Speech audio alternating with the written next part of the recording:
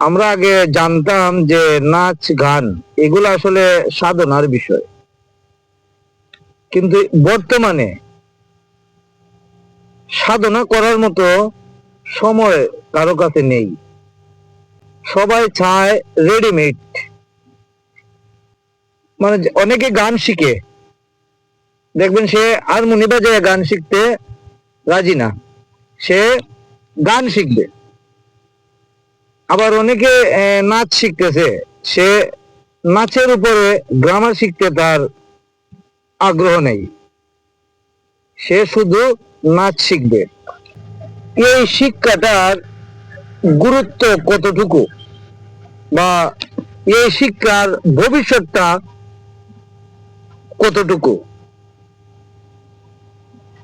এটা আসলে আমার মনে হয় যারা শিক্ষা গ্রহণ করে এই বাচ্চারা আসলে নাচ গান সম্পর্কে ধারণা নাই বলেই তো এরা প্রশিক্ষণ নিতে আসে। কিন্তু যে প্রশিক্ষণটা দেয় তার তো আসলে বোঝার উচিত যে আমি যে বাচ্চাটাকে শিখাইতেছি, তাকে যে আমি সময়টা দিতেছি, কেন দিতেছি।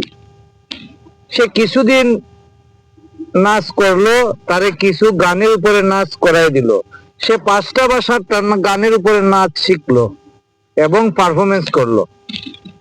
কিন্তু পরবর্তীতে একটা সময় আসবে ওই বাচ্চাটা আর নাচের সাথে সম্পৃক্ত থাকতে পারবে না বা থাকে না। এর কারণটা হইলো ওই যে 4টা 5টা গানের সাথে সে নাচ শিখছে, এই পর্যন্তই তার সীমাবদ্ধতা। সে আসলে নাচ সম্পর্কে তার ধারণাই তৈরি হয় নাই।